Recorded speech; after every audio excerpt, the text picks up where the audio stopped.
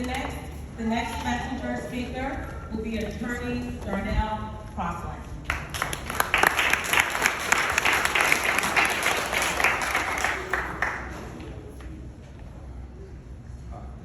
I'm not really too good with these spaces, which is a little bit strange because I speak in court all the time, but it's a bit emotional for me. You know, they say it takes a village to raise a child, and it was just weird because when I came to Stamford, I always had this relationship with Tommy where he would tell me everything I need to know about life, period. And then when I try to get away from him and come to work and go to court, I have to run into R.I.P. Jackson.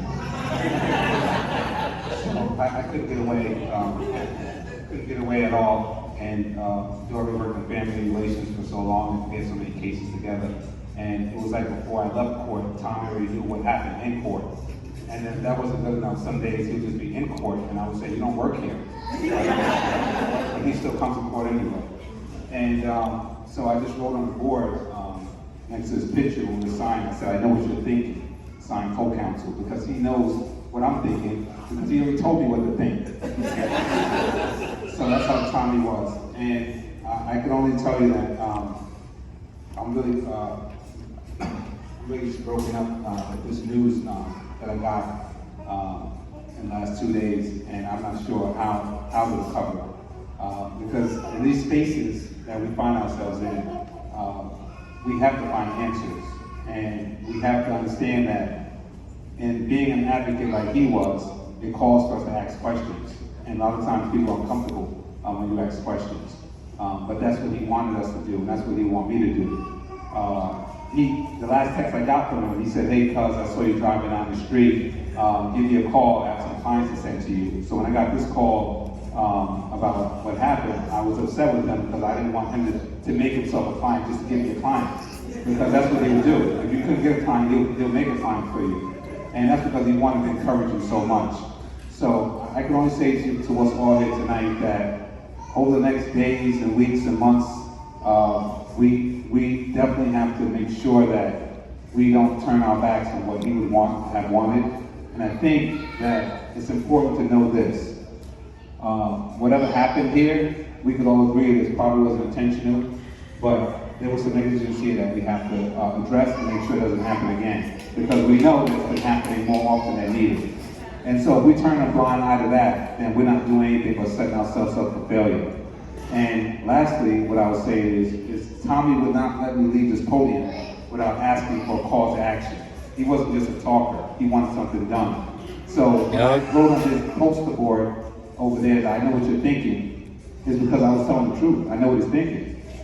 And we all agree, I think what he's thinking is that this tragedy that took his life and took him away from us is something that we're going to have to learn to live with. As the sign says, for God so loved his only son.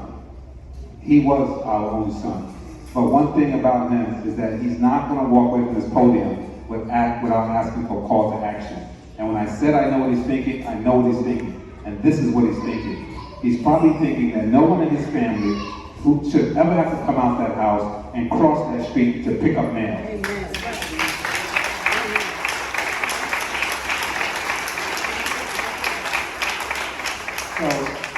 So we might be able to do many great things, but one thing about Tom is that he empowered each and every one of us to do one thing. And if you do one thing, and you do one thing, and you do one thing, our community changes.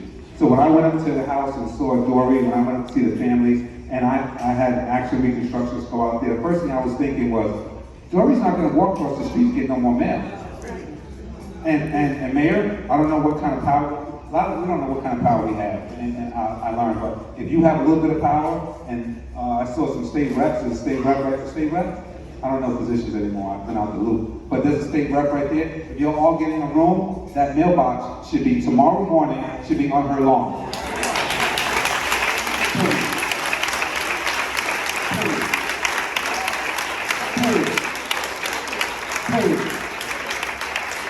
But not only is it safe for her physically and for her family, can you imagine the trauma that it's going to take for her to cross that street to go get mail? And so her cable bill is not going to be paid because she's refused to cross that street. I wouldn't want to cross that street. So tomorrow morning, I don't care who has to do something. I don't care, state the police, whatever. Or if you can't move the mailbox, somebody's gonna be assigned to the mailbox. So whenever the mail comes, they walk it over. She's not crossing the street anymore.